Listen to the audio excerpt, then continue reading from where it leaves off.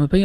اچھا اسی طرح قرآن میں نا سبحان اللہ قرآن کی آیات اتنی جامع ہیں کہ آپ ایک آیت پکڑ سکتے ہو اور اس کے بارے میں کہہ سکتے ہو کہ یار یہ پورے قرآن کو سمو رہی ہے, پورے ہمارے زندگی کے مقصد کے بارے میں بات کر رہی ہے. تو اسی طرح یہاں پہ ایک اور آیت ہے, اللہ سبحانہ تعالیٰ فرماتے ہیں کہ فاصبر ان وعد اللہ حق, کہ صبر کرو, اللہ تعالیٰ کا وعدہ جو ہے نا وہ برحق ہے. اور صبر جو ہے وہ اس کا مطلب ہے کنسسٹنٹ رہو, اسٹیڈ فاسٹ رہو, تمہارے قدم نہ ڈگمگائیں, شک میں نہ پڑو, شبہات میں نہ پڑو. یہ یاد رکھو کہ اللہ تعالیٰ کا وعدہ جو ہے وہ برحق ہے. اور اللہ تعالیٰ کا کیا وعدہ ہے؟ اللہ تعالیٰ کا وعدہ یہ ہے کہ تم اللہ تعالیٰ کی عبادت کرو گے, جو اللہ تعالیٰ نے تمہارے اوپر جو فرائض اللہ تعالیٰ نے تمہیں جس پہ مکلف کیا ہے ان کو سر انجام دو گے تو اللہ تعالیٰ تمہیں دنیا میں بھی اور آخرت میں بھی اللہ تعالیٰ تمہارا سرخرو کرے گا, تمہیں کامیاب کرے گا. تو یہ اللہ تعالیٰ کا وعدہ جو ہے یہ حق ہے, اور یہ ہمیں ہمیشہ اپنے آپ کو یاد کرانا چاہیے. فاصبر ان وعد اللہ حق, کیونکہ انسان جو ہے وہ دنیا کے اندر جب چیلنجز ہوتے ہیں اور اللہ تعالیٰ آزماتا ہے تو اس کا جو ہے ایمان وہ کمزور پڑ سکتا ہے کبھی بھی. تو یہ اسٹیٹمنٹ جو ہے نا اس کو انسان یاد رکھے. تو اللہ تعالیٰ آگے فرماتے ہیں کہ وَاسْتَغْفِرْ لِذَنْبِكَ, اور استغفار کرو اپنے گناہوں کے اوپر. اور یہ بات ہم کر چکے ہیں استغفار کے بارے میں شروع میں سیشن کے اندر, کہ بار بار جو ہے نا اللہ تعالیٰ کی طرف رخ کرنا, بار بار اللہ تعالیٰ کی طرف رخ کرنا, اور جو آپ نے گناہ کیا اس کو مٹا دینا. اور اللہ تعالیٰ نے بلکہ رسول اللہ صلی اللہ علیہ وسلم نے فرمایا کہ جس نے استغفار کیا اس نے کما ذنب لہ, کہ اس کا ایسا ہے کہ اس کا کوئی گناہ ہی نہیں ہے, تو اللہ تعالیٰ بالکل وائپ کر دیتا ہے. فاستغفر لذنبک وسبح بحمد ربک بالعشی والابکار, اور اللہ تعالیٰ کی تسبیح بیان کرو, اللہ تعالیٰ کی حمد اور تسبیح بیان کرو. کب؟ صبح کے ٹائم اور شام کے ٹائم, یعنی نماز میں اللہ تعالیٰ کے ذکر میں مشغول رہو. یہ جو دو الفاظ ہیں نا, یہ تسبیح یعنی سبحان اللہ کہنا اور حمد جو ہے الحمدللہ کہنا, یعنی یہ ہمارا زندگی کا مقصد ہے. ہماری زندگی کا مقصد کیا ہے کہ اللہ تعالیٰ کی تسبیح بیان کرنا, اللہ تعالیٰ کی تحمید. آپ دیکھیں کہ جب اللہ تعالیٰ نے آدم علیہ السلام کو تخلیق کیا تو فرشتوں نے کہا کہ یار اب تو کیوں اس کو تخلیق کر رہا ہے, وَنَحْنُ نُسَبِّحُ بِحَمْدِكَ وَنُقَدِّسُ لَكَ, یعنی فرشتے یہ سمجھتے تھے, ان کو پتا تھا کہ یار تخلیق کا مقصد جو ہے نا وہ تسبیح ہے اور تحمید ہے, کہ ہم ہیں نا تسبیح کرنے والے, اور ہم ہیں تمہید کرنے والے, الحمدللہ کہنے والے. تو تجھے یار اب اس کی کیا ضرورت ہے اس نئی مخلوق کی. تو اس میں پھر اللہ تعالیٰ نے ان کو حکمت واضح کی وہاں پہ. لیکن آپ دیکھیں اللہ تعالیٰ کے فرشتے جو ہیں وہ اس کو اپنا ریزون ڈیٹرا جسے کہتے ہیں, ریزن فار ایگزسٹنس جو ہے, اس کو سمجھتے تھے کہ تسبیح اور تحمید جو ہے. اور اس کے اوپر بڑی بات کی جا سکتی ہے تسبیح کے بارے میں بھی اور تحمید کے بارے میں بھی. تو بلکہ ابن تیمیہ سے کسی نے پوچھا کہ کیا کرنا چاہیے, تسبیح کرنی چاہیے کہ تحمید کرنی چاہیے. بلکہ استغفار کے بارے میں اس میں استغفار بھی ہے نا, استغفار ہے, تسبیح ہے اور تحمید ہے, تینوں چیزیں ہیں. سبحان اللہ الحمدللہ, ہاں استغفر اللہ سبحان اللہ اور الحمدللہ. تو ابن تیمیہ سے کسی نے پوچھا کپڑے والا, ہاں تو ابن تیمیہ نے جو اس میں مثال بیان کی نا, انہوں نے کہا کہ یار جب اب آپ کپڑے پہنتے ہو, پہلے کپڑوں کو دھوتے ہو, پھر اس کے اوپر خوشبو لگاتے ہو نا, یعنی گندے کپڑوں پہ تو خوشبو کوئی نہیں لگاتا. تو پہلے جو ہے نا پہلے استغفار ہے, پھر تسبیح ہے اور تحمید ہے, یعنی تسبیح تحمید جو ہے نا خوشبو کی مانند ہے, اور استغفار جو ہے وہ اپنے آپ کو صاف کرنا ہے. تو یعنی یہ ہمارا جو ہے نا موٹو ہونا چاہیے زندگی کا کہ فاصبر ان وعد اللہ حق, یاد رکھو کہ اللہ تعالیٰ کا وعدہ حق ہے. واستغفر لذنبک, یعنی تم سے گناہ ہوں گے, استغفار کرو, اور پھر اللہ تعالیٰ کا ذکر نماز کے اندر اور مجرد ذکر کے اندر, تسبیح اور تحمید کے اندر, صبح اور شام. اچھا اس میں احمد بھی آپ نے سبحان اللہ بات کی نا, تو میرے ذہن میں بات یہ آ رہی تھی کہ اللہ تعالیٰ نے بالکل یعنی جیسے آپ نے کہا نا ریزون ڈیٹرے جو ہے ہمارا وہ یہ ہے کہ ریزن آف ایگزسٹنس.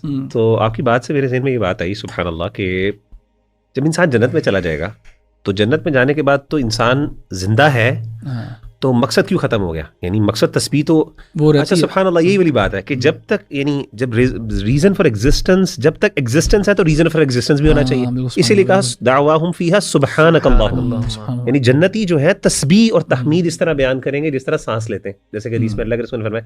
یعنی یہ وہ ایگزسٹنس, یہ جو ہے نا ختم نہیں ہونے والی, یہ کیونکہ ایگزسٹنس ہے نا, یعنی اگر آپ نے تسبیح ختم کر دی ایگزسٹنس ہے تب تک یہ ہے, بالکل reason should exist with it. سبحان اللہ. اچھا اسی سے سورہ غافر, سورہ مومن کے شروع میں جو اللہ تعالیٰ نے حملۃ العرش کی ذکر کی, یعنی سب سے بڑے فرشتے, سب سے مقرب فرشتے جو اللہ کے عرش کو, وہاں پہ کیا کہا, یستغفرون لمن فی الارض, اللہ نے آغاز یہاں سے کیا, الذین یحملون العرش, جو اللہ کے عرش کو اٹھائے ہوئے, ومن حولہ, اور جو اس کے ارد گرد ہے, قریبی ترین اللہ کے فرشتے, یسبحون بحمد ربہم ویؤمنون بہ ویستغفرون للذین آمنوا, یعنی حمد بیان کریں گے اللہ تعالیٰ کی تسبیح بیان کرتے ہیں اور استغفار کرتے ہیں. کس کے لیے؟ للذین آمنوا. اب آپ ان کے لیے دیکھیں، ان کے لیے استغفار اینڈ میں آیا ہے کیونکہ وہ گناہ گار نہیں ہے. ہمارے لیے یہاں پہ اللہ تعالیٰ نے استغفار پہلے کیا. سبحان اللہ. بالکل.